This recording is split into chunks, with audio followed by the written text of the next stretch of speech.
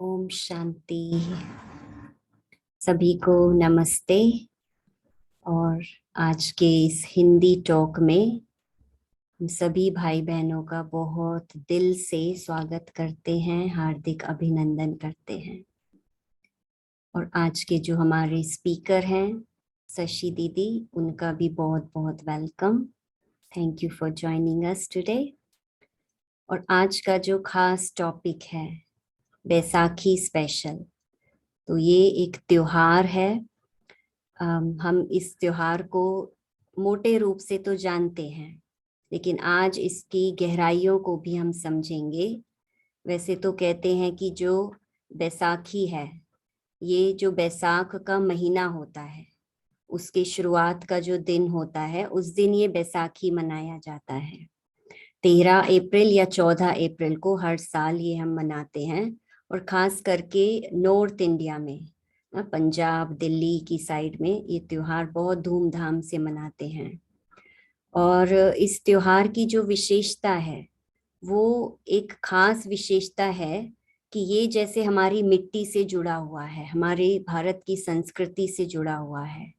वैसे तो स्प्रिंग हर जगह होती है, देश देश में विदेश में, लेकिन खास ये त्योहार मनाने का जो तरीका है और वो क्यों मनाते हैं, उसके पीछे भी बहुत सुंदर रहस्य है ना। कि जैसे जब पहली फसल उगती है तो उसकी कटाई का ये एक फेस्टिवल के रूप में मनाते हैं। हार्वेस्ट जो करते हैं फर्स्ट क्रॉप, उसके रूप में ये त्योहार मनाया जाता है।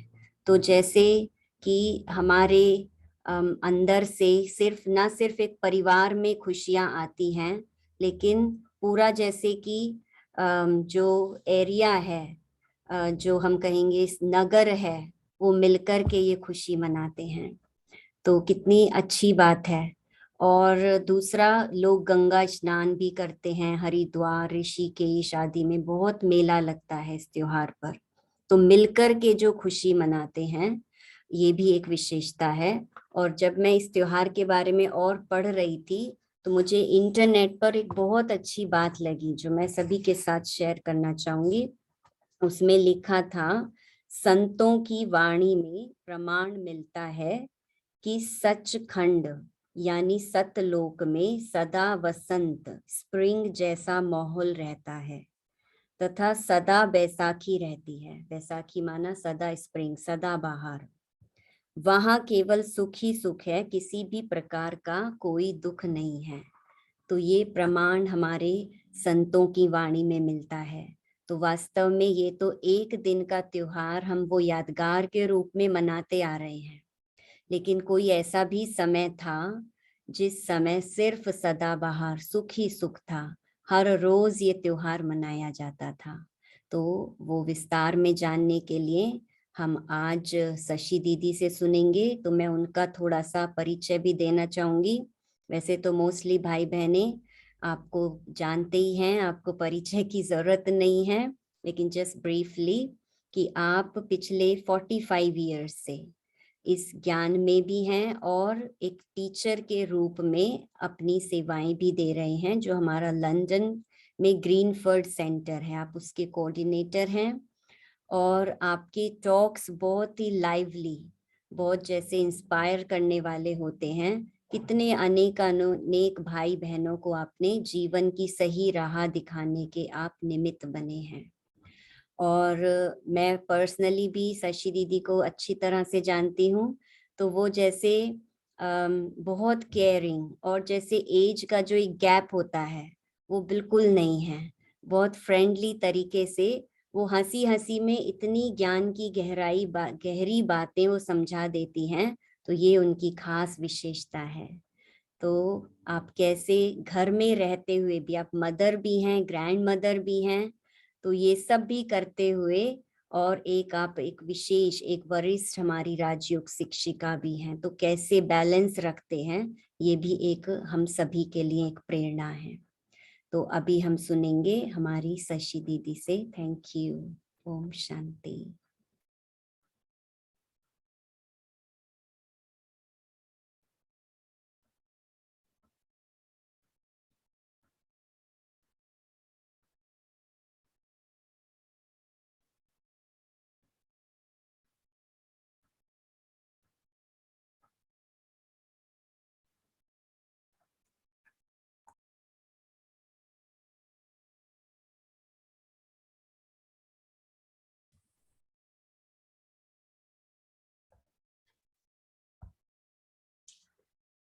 ओम शांति। गुड इवनिंग रुचि बहन, बहुत बहुत शुक्रिया। आज खास वैसाखी के पर्व पर आप सबको शुभकामनाएं और बधाई हो। हम ये तो जानते हैं कि हमारा भारत देश त्योहारों का देश है, क्योंकि यहाँ कई धर्मों को मानने वाले लोग रहते हैं और सभी धर्मों में अपने अपने त्योहार हैं। और यहाँ साल में हर दिन कोई ना कोई धर्म का त्योहार होता ही है। और मोस्टली आज का दिन 13 अप्रैल को या 14 अप्रैल को ये वैसाखी का स्पेशल दिन आता है। और जो पंजाब के लोग, सिख लोगों के लिए बहुत महत्वपूर्ण दिन है। क्योंकि इस दिन खास जो किसान लोग हैं वो अपनी हरी भरी फसल देख के झूम उठते हैं। क्योंकि जो मेहनत सारा साल की, उसका फल देख के, उसकी सफलता देख के उनके दिल में जो खुशियां उठती हैं। और वैसे भी ये राष्ट्रीय त्योहार है और भिन्न भिन्न प्रांतों में भी ये इसी समय मनाया जाता है और इसी तरीके से मनाया जाता है, क्योंकि हार्वेस्ट का दिन होता है ना। जैसे बंगाल में इसको मेला कहते हैं, वेला, और उसने दक्षिण में विशु कहते हैं और केरला में बिहू कहते हैं। और इसी दिन पता क्या है, वो कहते हैं कि जो बुद्ध धर्म का था ना, महात्मा बुद्ध, उसको भी एनलाइटन इसी दिन हुआ था। और भारत में हिंदू धर्म का जो नया साल शुरू होता है वो भी आज के दिन होता है। तो आज का दिन खाली सिखों के लिए नहीं है, पर बहुतों के लिए ये दिन बड़ा महत्वपूर्ण है। और हम समझती हूँ कि इस समय जो किसानों को अपनी गेहूं की फसल देख के खुशी होती है, सारा साल जो मेहनत करता है, जब मेहनत की सफलता होती है ना, तो उसकी खुशी लाई होती है। और घर में लक्ष्मी आती है, धन आता है, गेहूं आता है। और फिर जगह जगह पर, गांव में, शहरों में वो खुशी से मेले लगाते हैं। और फिर घर में घर की सफाई, जैसे हम दिवाली मनाते हैं, वो भी घरों की सफाई, आंगन में रंगोली बनाते हैं, लाइटें लगाते हैं, घर में पकवान बनते हैं। अरे क्या नहीं होता है, त्योहार की बहुत बहुत खुशियां होती हैं। और सोचती थी कि ये खुशियां का कारण क्या है। हर त्योहार में उत्साह, उमंग, उत्साह बहुत होता है, पर उसके पीछे जरूर कोई आध्यात्मिक रहस्य भी होता है। और अगर जो भी त्योहार मनाते हैं, हम खुश होते हैं, खुशी तो बहुत अच्छी बात है, पर उसमें हमने सीखा क्या। पर हम सोच रही थी कि वो फसलों को देख के बहुत खुश होते हैं।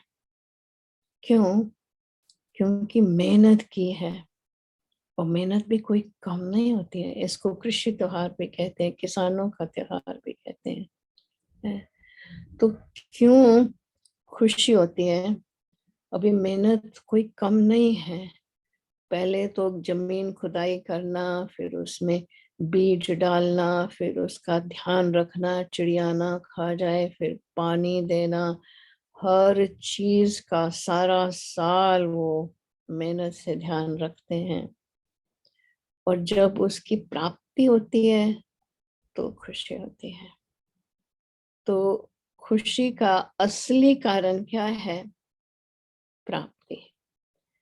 और जब एक बार प्राप्ति होती है तो उसकी जो स्मृति है जीवन के अंदर, वो बार बार मेहनत करने से हमको उकसाती है, हमको बताती है कि मेहनत कर ले, फिर नेक्स्ट ईयर और अच्छी फसल पैदा हो जाएंगी। तो हम सोचती थी कि अगर जीवन में इस बात का रहस्य लेके हम ये सोचें कि अपने जीवन में भी अगर हम अच्छी तरह किसी भी एरिया में मेहनत करते हैं तो सफलता है ही है। और जब सफलता होगी तो खुशी होगी, जब खुशी होगी तो जीवन में जीने का मजा आएगा। पर अगर हम मेहनत नहीं करते हैं तो खाली बीज डाला और चलो ठीक है, बीज तो डल गया, पर उसकी लुक आफ्टर नहीं करते हैं, पानी नहीं देते हैं और सोचते हैं कि धरती अपना काम आप पे कर लेंगी। पर नहीं, उसका ध्यान भी तो रखना पड़ता है ना। तो सोचती थी जीवन में अगर खुशी चाहिए तो क्या मेहनत करें। आजकल देखो लोगों के अंदर कितना दुख, शांति, मारामारी बढ़ रही है, मारामारी बढ़ रही है और हर कोई परमात्मा बाप को याद कर रहा है। तो परमात्मा बाप को याद तो करते हैं पर याद उसको पहुंचती नहीं है। क्यों? उसका यथार्थ परिचय भी नहीं है। और फिर मेहनत करते हैं, जप तप तीर्थ ग्रंथ साहब पढ़ना, भजन गाने, क्या क्या हम नहीं करते हैं भक्ति में। पर जो प्राप्ति भक्ति में होनी चाहिए, जो सुख मिलना चाहिए, वो नहीं है। क्यों नहीं है? क्योंकि ठीक रीति उस परमात्मा के साथ हमारा योग नहीं लगता है। वैसे किसान लोग भी क्या करते हैं, अच्छी तरह से पवित्र नदियों में स्नान करके अच्छी तरह से तैयार होके गुरुद्वारे जाते हैं, भगवान का बहुत बहुत शुक्रिया करते हैं, ग्रंथ पढ़ते हैं। बहुत शुक्रिया क्यों करते हैं कि तुमने हमारी मेहनत की सफलता दी। और फिर वो भी प्रार्थना करते हैं कि भगवान आगे के लिए फिर भी जो मौसम है ना वो ठीक रखना, ताकि नेक्स्ट ईयर की जो फसल है वो भी अच्छे रहे। तो मैं सोच रही थी परमात्मा इस समय जरूर हम बच्चों को भी दुख, उसको कहते हैं दुख हरता सुख करता, दुख से छूटने का कुछ तो हमको उपाय बताएंगे। और इतना पुकारते हैं, कभी तो आया होगा। तो परमात्मा इस समय हमको राजयोग की शिक्षा दे के कहता है बच्चे इस समय अपने जीवन में अच्छे कर्मों का बीज बोले।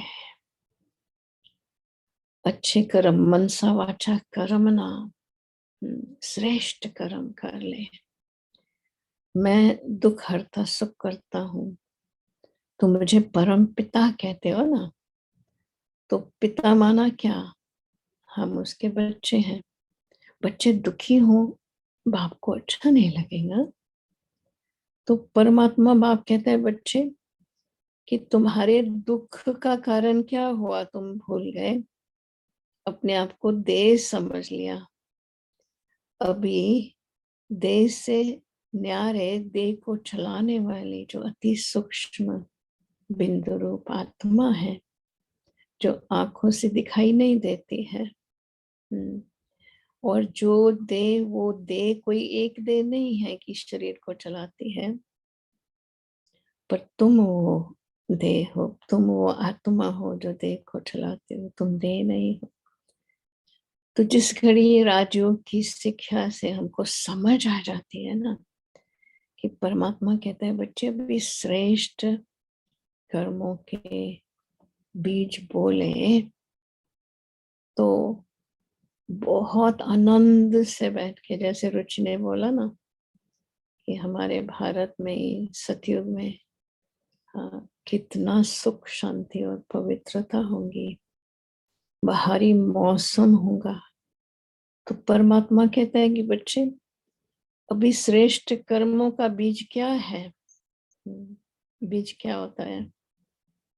आप देखो वैसे भी धरती में कोई बीज डालो। एग्जाम्पल देती हूँ कि मैंने कुछ आम का बीज डाला, आम का पेड़, छोटा सा पेड़ लगा दिया और फिर उसको बड़े प्यार से, पेशेंस से, धीरज से पानी दिया, लुक आफ्टर किया और बढ़ता बढ़ता वो पेड़ क्या हो गया। धीरज तो चाहिए ना हर बात में। वो पेड़ इतना फलदार हो गया। बीज तो मैंने बहुत कम डाला पर उसमें कितने फल आ गए और वो फल में कितने अंदर बीज आ गए। अगर वो बीज फिर से मैंने बोए तो कितने पेड़ पैदा हो गए और वो पेड़ से धीरे धीरे धीरे उनकी लुक आफ्टर करते करते करते करते वो पेड़ भी फलदार हो गए। फिर कितने आम आ गए, उतने आमों में फिर और बीज आ गए।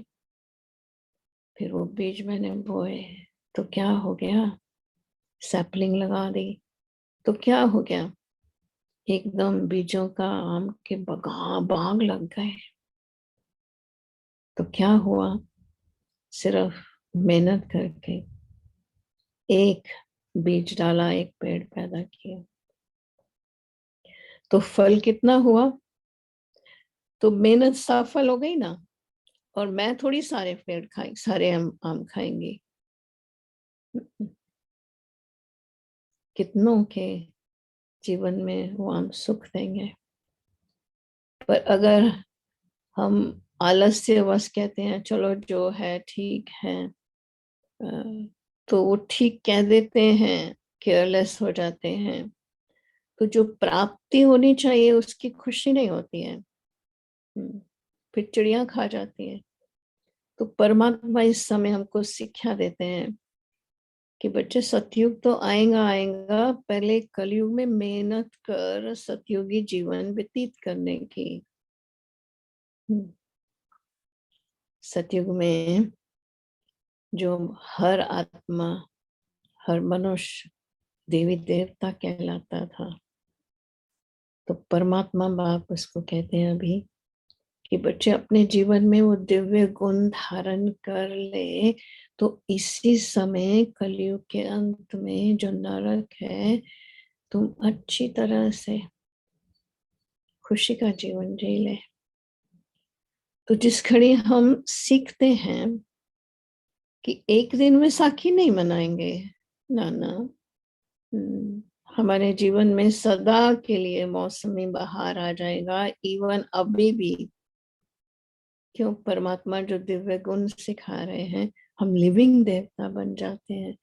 तो मुझे इतना अच्छा लगा, खाली एक दिन बैसाखी नहीं मनाएंगी पर श्रेष्ठ कर्मों का बीज डाल के सदा सुखदायी जीवन से सबको सुख देने का बीज डालेंगी। तो वैसाखी का त्योहार भी हमारे लिए बहुत स्पेशल हो जाएगा। फिर दूसरा, इस त्योहार का जो दूसरा भाग है वो है कि इस दिन खालसा पंथ का उद्घाटन हुआ। क्योंकि ये सिखों के लिए बहुत महत्वपूर्ण दिन है कि इस दिन सिखों के 10वें गुरु जो गुरु गोविंद सिंह थे, उन्होंने क्या है, उस समय मुगलों का राज था, उन्होंने ये खालसा धर्म की स्थापना की, खालसा पंथ की स्थापना की। क्यों, उस समय मुगलों का राज्य था और मुगलों के राज्य में बहुत अत्याचार होते थे, धर्म बदली करते थे, औरंगजेब का राज्य था। तो समझो सत्याचार के लिए इनके जो 9वां गुरु थे, तो उन्होंने क्या किया, गुरु तेग बहादुर ने थोड़ी आवाज उठाई कि ऐसे अत्याचार, धर्म बदली नहीं होना चाहिए। तो औरंगजेब ने बहुत उनको कहा कि इस्लाम धर्म में परिवर्तित हो जाओ, तो उन्होंने बिल्कुल ये बात नहीं मानी। तो अत्याचार था। तो समझो जब भी नहीं माने तो औरंगजेब ने उसका शीश काट दिया। और दिल्ली में जो शीशगंज में गुरुद्वारा है उनके शीश के लिए ही है।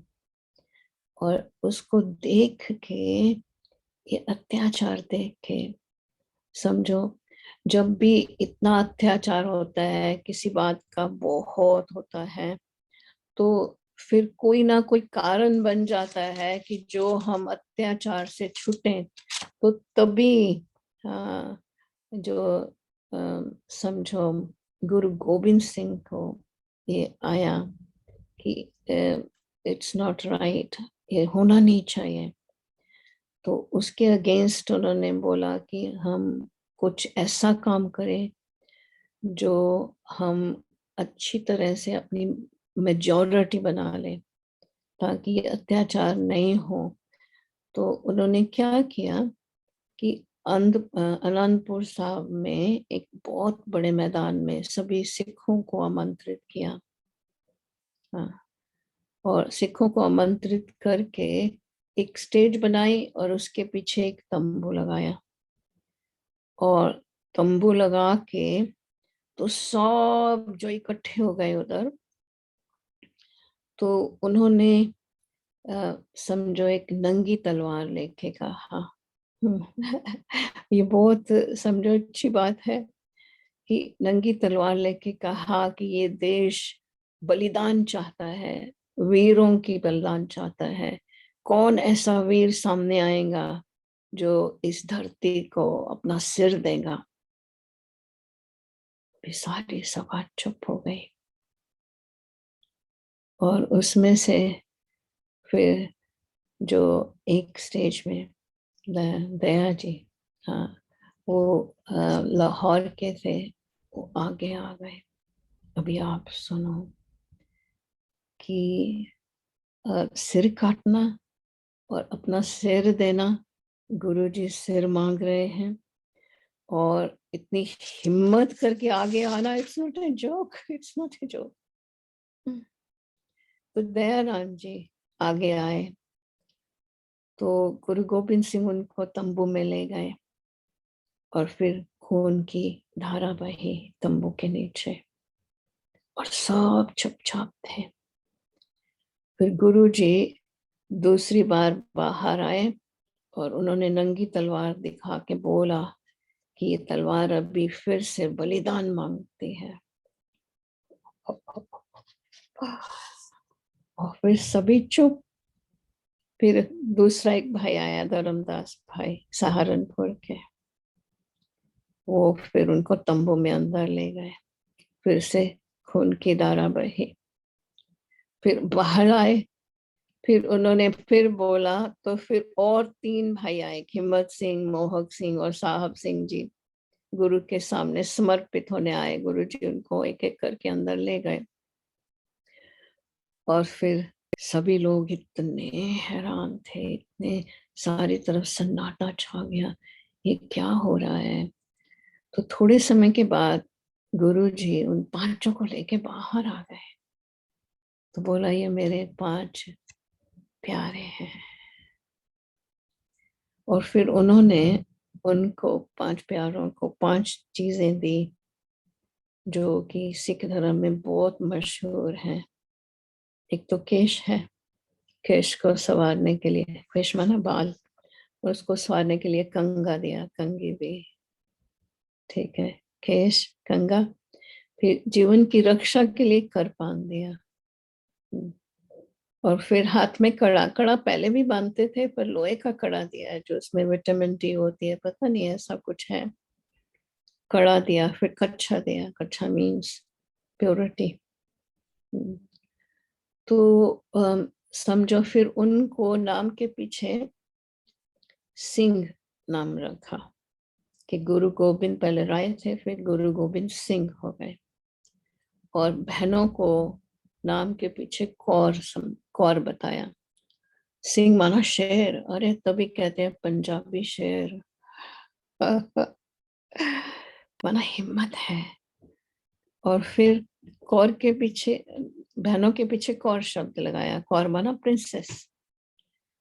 तो अभी फिर उन्होंने इतना, समझो ये क्यों कहा कि और फिर उसमें ये भी था कि सब इकट्ठे मिल के मुगलों का सामना करेंगे, कोई भेदभाव नहीं रहेगा, अमीर गरीब का भेद नहीं रहेगा, और बड़ा दया भाव था उनमें। और फिर सिख धर्म में भी आप देख, अभी तक भी फिर ये कहा कि कोई गरीब नहीं रहेगा, अन्नदाता है। तो अभी गुरुद्वारे में भी हर समय लंगर लगते हैं, और हम समझते कोई ऐसा नहीं होगा जो वहां जाए और लंगर खा के नहीं आए। और इनमें इतनी यूनिटी है और इतना दया भाव है।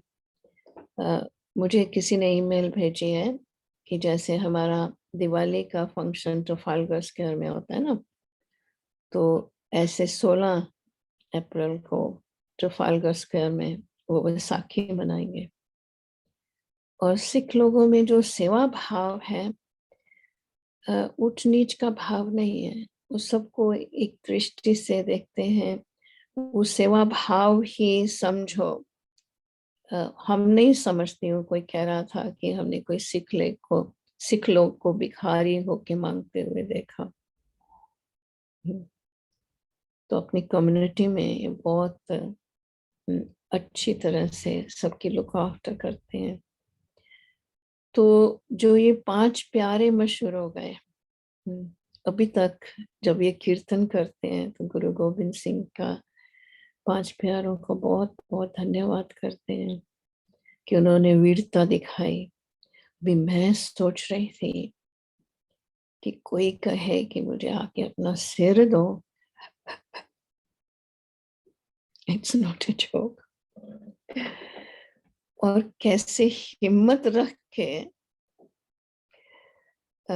आप सोचो, हिम्मत रख के आगे आना और ये भी परीक्षा में पास हो जाना, तभी तक उनका गायन है। तो फिर उसका रहस्य अगर आप सोचें कि परमात्मा हमारा सिर नहीं मांगता है, नहीं, परमात्मा कहता है कि बच्चे मुझे सिर माना क्या। सिर में कौन कौन सी इंद्रिय होती है? मुख में आंखें होती हैं, कान होते हैं, मुख होता है, नाक होता है, ये सब होते हैं।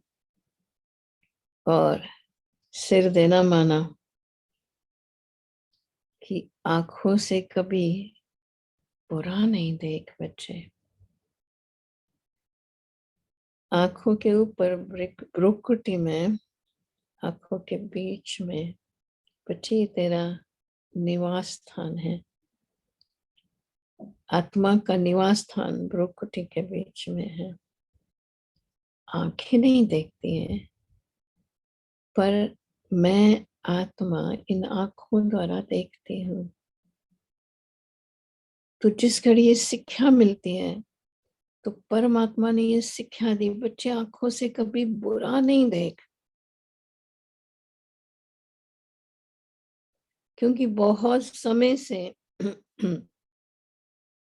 हम शारीरिक भान में आ गए, आत्मा दिखाई नहीं देती आंखों से।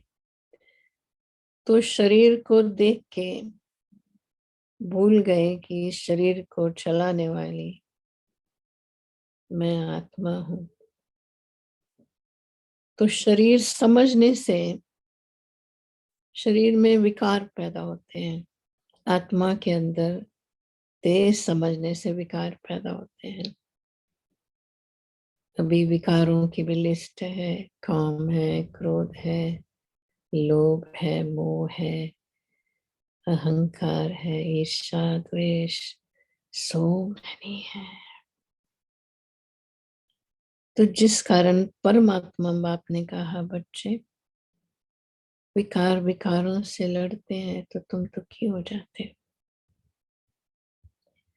तो अभी क्या करो, भ्रुकुटी के बीच में मैं आत्मा निवास करती हूँ, पर मैं आत्मा इन कर्म इंद्रियों का मालिक हूँ। परमात्मा सिर नहीं मांगता है, पर परमात्मा जीते जी मर जाओ उसकी शिक्षा देता है। मरे हुए की आंखें खुली हैं पर देखता नहीं है, कान है सुनता नहीं है, मुख है कितना भी रो कुछ बोलता नहीं है। तो परमात्मा ने कहा, बच्चे जब तुम आत्म स्थिति में टिकते हो तो आत्मा के असली गुण जो हैं वो हमारे कर्मों में आते हैं। असली गुण क्या है? हर कोई शांति चाहता है, हर कोई सुख चाहता है, हर कोई आनंद चाहता है, शक्ति चाहता है, ज्ञान चाहता है, हर कोई शुद्धि चाहता है, पवित्रता चाहता है, सच्चाई सफाई चाहता है। तो परमात्मा ने जिस समय ये शिक्षा दे दी कि बच्चे चलते फिरते उठते बैठते, तो ये नेचुरल अभ्यास कर ले कि मैं आत्मा शांत स्वरूप। तो आंखें ना बुरा नहीं देखेंगी, माना क्या अंदर ये भाव पैदा होगा कि हर एक की विशेषता देखूं ना, हर एक का गुण देखूं। तो हर एक का गुण देखेंगी तो हर एक के प्रति मेरे मन में वो रूहानी प्यार पैदा होगा। थोड़ी सी भी किसी की बुराई नजर आती है तो मन के अंदर उबाल आता है, ये ऐसा क्यों करता है।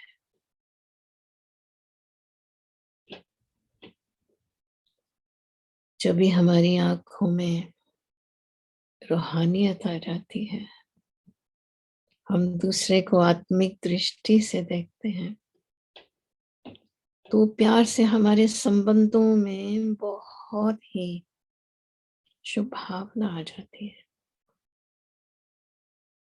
आजकल घर घर में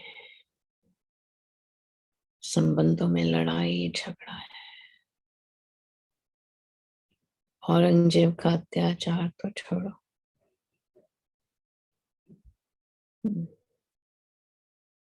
घरों घरों में एक दूसरे को दुख देने के सिवाय कोई और काम ही नहीं है। तो परमात्मा ने जब ये शिक्षा दे दी राजयोग की कि बच्चे तुम हर एक को आत्मिक दृष्टि से देख, उनके गुणों को देख और खुद भी अपने आप को देह से न्यारा समझ, अपने गुणों से दूसरों के साथ व्यवहार कर, अंदर जो भी तेरे कमजोरियां हैं अंतर्मुखी होके कमजोरियों को दूर कर। तो सोच रही थी अगर वैसे सिर परमात्मा मांगता तो पता नहीं क्या होता। ये तो और ये अच्छी बात है, आंखों को इतनी ट्रेनिंग दे दूं कि बॉस मेरी आंखों में परमात्मा बाप बस जाए। एक आंख में मुक्ति, दूसरी आंख में जीवन मुक्ति हो जाए, मुझे और कुछ नजर नहीं आए तो मैं ही सुखी हो जाएंगी। फिर दूसरा, कानों से कोई बुरा नहीं सोचो। वो कहते हैं ना हाथी के कान में थोड़ी सी चींटी जाती है ना, अरे वाह इतना बड़ा शरीर एकदम पड़ जाता है।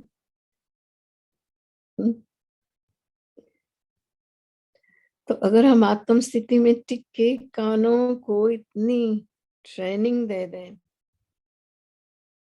एक तो आत्म स्थिति की सीट है, दूसरी स्वमान की सीट है। तो जब कोई किसी ने मेरी कोई बुराई कर दी, मेरी गलानी कर दी, किसी ने मेरी इंसल्ट कर दी, कुछ भी कर दिया, कुछ कह दिया, ऊपर नीचे हो गया, तो क्या होता है? अगर मैं आत्म स्थिति की सीट पर, स्वमान की सीट पर सिट नहीं हूं, तो सीधा वो अंदर दिल में बात चली जाती है और गड़बड़ पैदा हो जाती है। फिर दुख होता है, क्यों बोला, कैसे बोला, क्यों किया। तो परमात्मा ने शिक्षा दी, बच्चे दो कान है, आत्म स्थिति में स्वमान की सीट पर टिक जा। जो चीज तेरे काम की नहीं है, सुनते हुए भी नहीं सुन, दूसरे कान से निकाल दे, दिल के अंदर नहीं ले जा। मुझे बहुत अच्छा लगा। पर स्वमान की सीट पर सिट हो जाएंगी तो तेरी सेफ्टी है। फिर मैंने सोचा, देखो शरीर की सेफ्टी कितनी अच्छी है। अब देखो, कोई चीज है, कोई भोजन है, कोई सब्जी है, उसमें मोल्डिंग है, उधर लगा, अच्छी नहीं दिखाई दे रही है, आप खाएंगे? नहीं खाएंगे। आंखें कह रही हैं it's not good for your system. चलो, ऊपर से तो ये मोल्डी नजर नहीं आ रही है, पर स्मेल बुरी है। तो नाक क्या कह रहे हैं? नहीं खाओ, it's not good for your system. चलो, नहीं खाए। अच्छा, वो आंखें भी देख रही हैं अच्छी है, नाक में भी उसको कुछ बांस नहीं आ रही है, तो मिनट आपने वो खा के जबान पर रखी, जबान कह रही है अरे नहीं खाओ, टेस्ट नहीं ठीक है, तो फट से उसको थूक देंगे। पर अगर किसी रेस्टोरेंट वाले ने या किसी ने अच्छी तरह से उसमें मसाले मसूले डाल के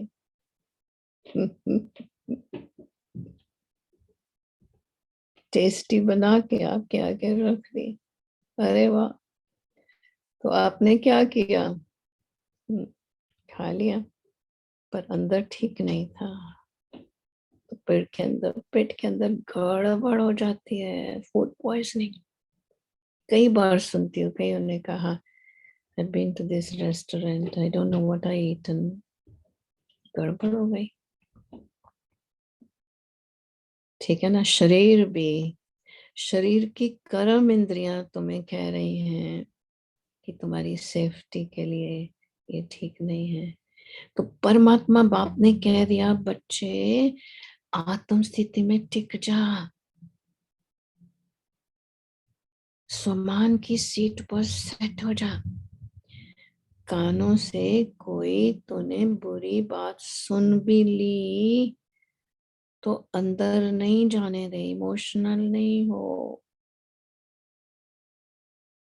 नहीं तो अंदर गड़बड़ हो जाएंगे, फिर आंखों से रोना आ जाएगा।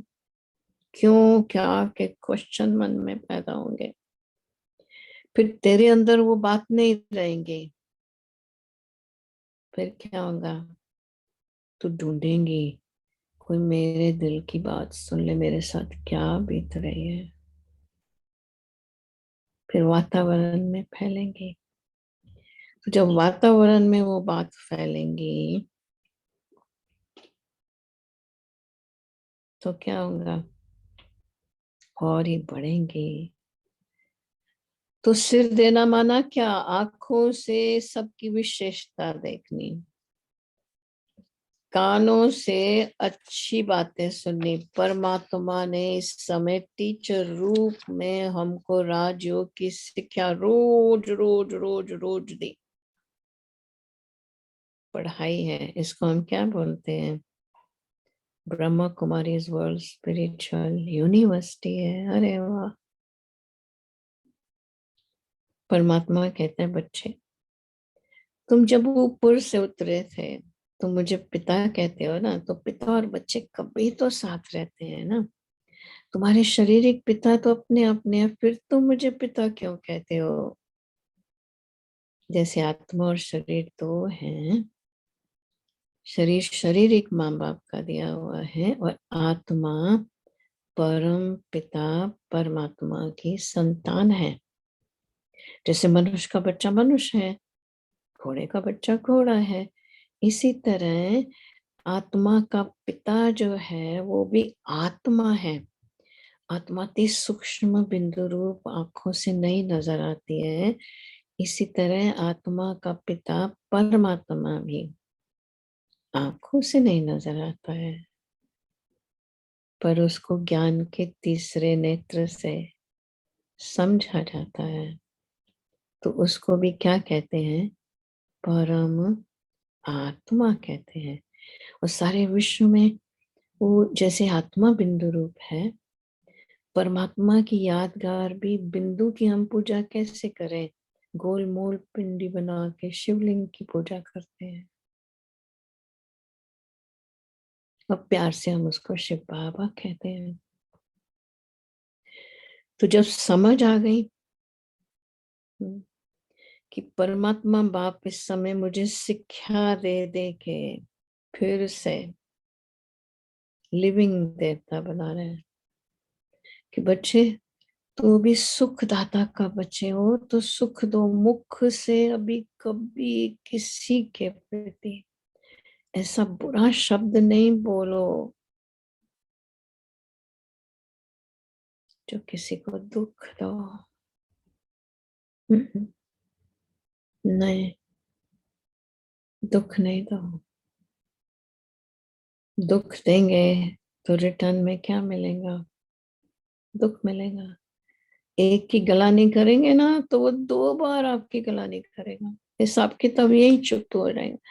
फिर परमात्मा कहता है, बच्चे खोटे कर्म नहीं कर। एक तो मीठा बोल, धीरे बोल, कम बोल, सम्मान से बोल, अच्छी तरह से अप्रिशिएट करो सबको। क्या हर्ज है? मुख तो बोलेगा ही, पर सोच समझ के बोलो। तो कर्म इंद्रियां तो ठीक है, स्थूल में है, पर इन सब स्थूलों को चलाने वाली आत्मा जो है ना, आत्मा में मन, बुद्धि और संस्कार 3 भाग हैं। तो परमात्मा कहता है कि अपने मन के संकल्पों को इतना शुद्ध बना लें,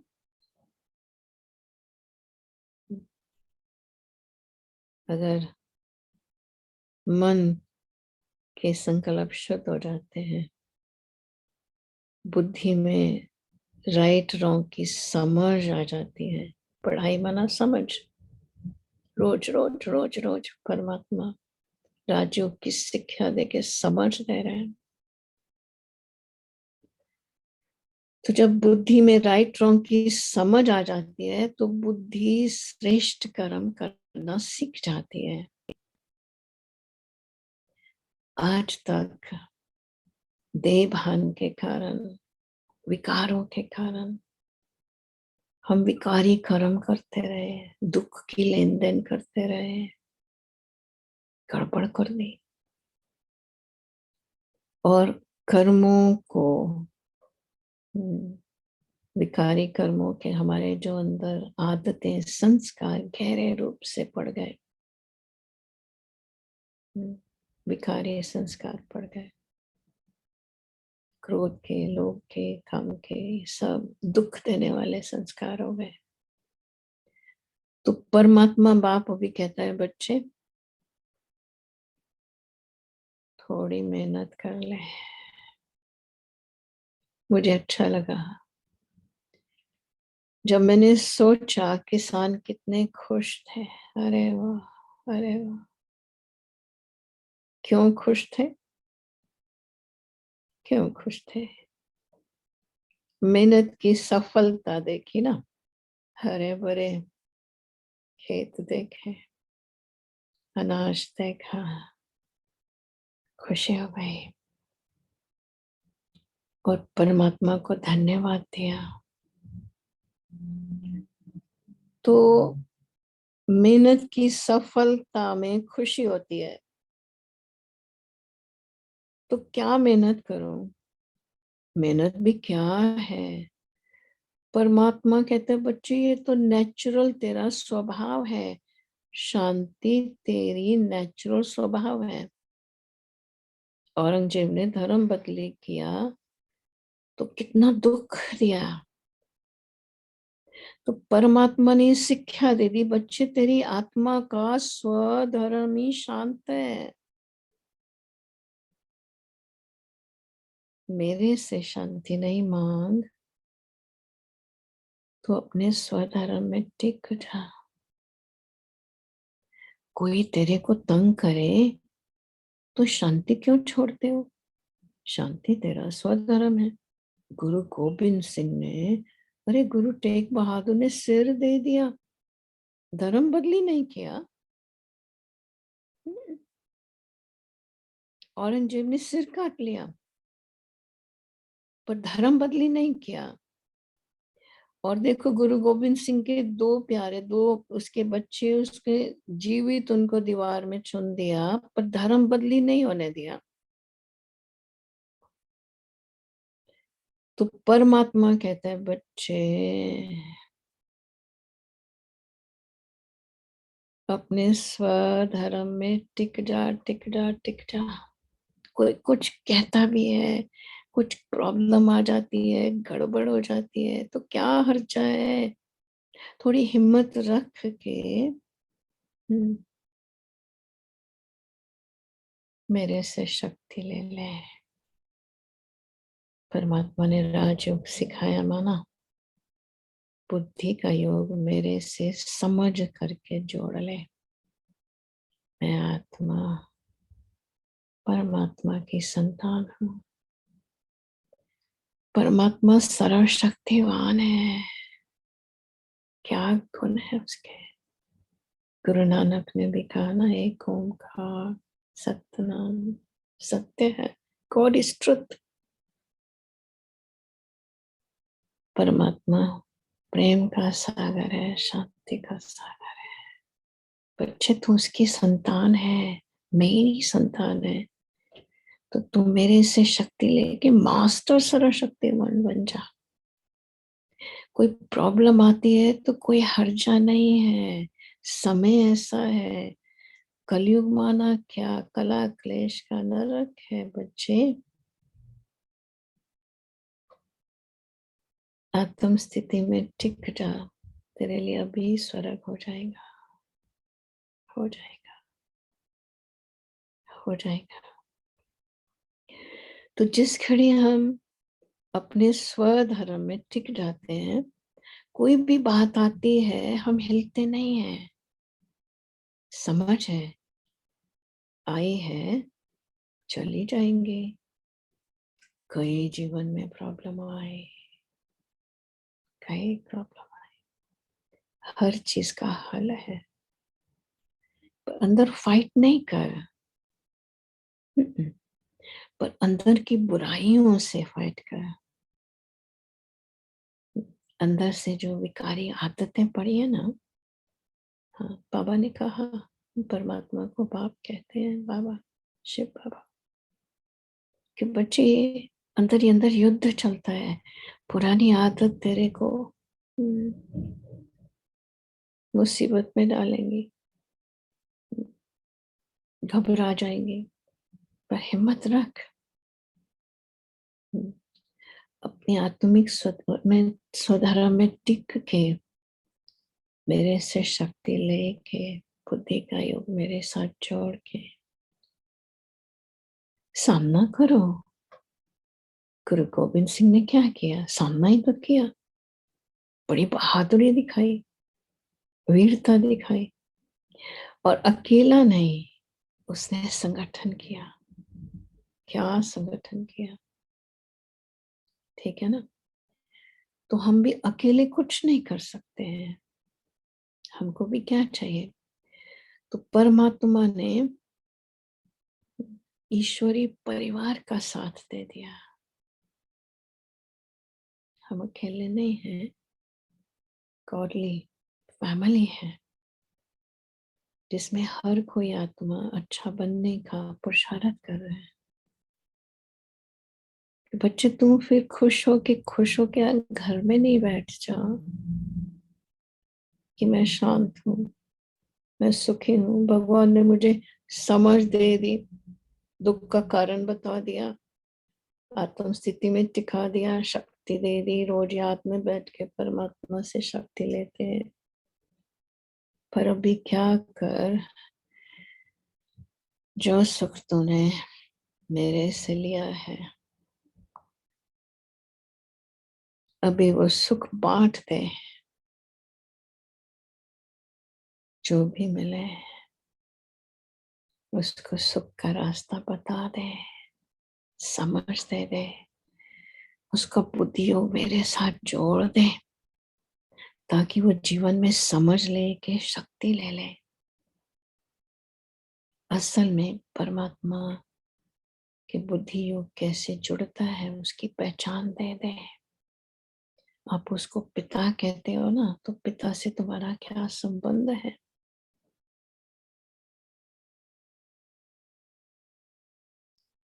तो जिस घड़ी हमारे दिल में हर आत्मा के प्रति प्रेम पैदा होता है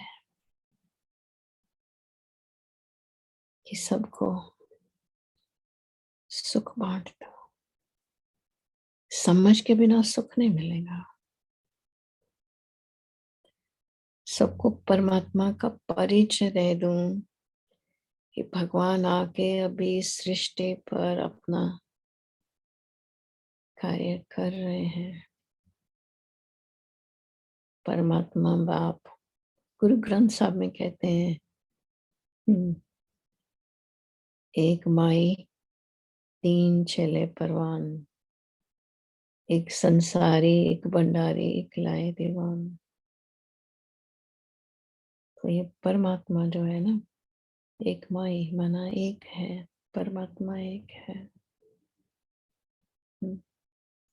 उसके तीन कर्तव्य हैं। एक संसारी, ब्रह्मा द्वारा नए विश्व की सतयुग दुनिया की स्थापना का कार्य कर रहे हैं।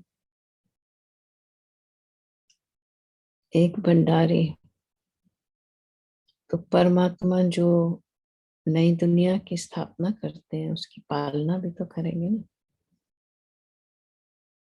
तो विष्णु रूप में पालना का कर्तव्य करते हैं।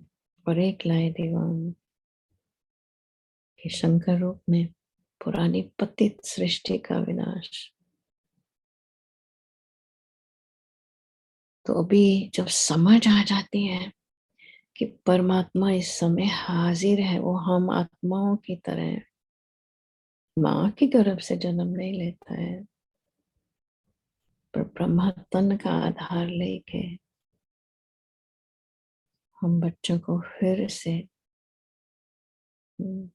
सच्चे सच्चे ब्राह्मण बना के परमात्मा नई सतयुगी सृष्टि की स्थापना कर रहे हैं कि बच्चे अपने स्वधर्म में टिक के नई दुनिया की स्थापना में मेरे मददगार बन जाओ। तो नई दुनिया जब आएंगी तो तुम सुख से रहना, अपनी मेहनत अभी कर लो, फिर सफलता मिलेंगी। तो अभी घड़ी देख रही हूँ, समय होता जा रहा है। तो बहुत बहुत शुक्रिया रुचि, ग्लोबल हाउस का मुझे आपने निमंत्रण दिया। आपका अभी कोई क्वेश्चन है? बहुत बहुत थैंक्स। आपने सब कुछ जैसे कि गागर में सागर समा लिया, और मैं नहीं समझती हूँ कि किसी का कोई प्रश्न होगा। और कितनी अच्छी तरह से आपने जैसे हमें हिस्ट्री की बातें भी सुनाई, गुरु गोविंद सिंह की बात भी सुनाई, और कैसे बलिदान की बातें सुनाई कि अपना धर्म के लिए अपना सर तक कटवा दिया। और परमात्मा सिर्फ हमें स्वधर्म में टिकने की बात कहते हैं। और वो 5 प्यारे उनको 5 प्यारे मिले, और हमें परमात्मा से, परमात्मा कहते 5 खोटे सिक्के दे दो, काम क्रोध लोभ मोह अहंकार, तो बदले में हमें कितनी सुख शांति की प्राप्ति हो जाती। तो बहुत बहुत थैंक्स, आपने इतने सरल भाषा में ना, कि सिर्फ त्योहार मनाना ही नहीं है, लेकिन उससे कुछ अपने जीवन में प्राप्ति करनी है, जो कि सदा के लिए हमारा जीवन खुशियों से भर जाए ना। त्योहार खुशी लेकर आते, लेकिन सारा ही जीवन हमारा खुशनुमा बन जाए।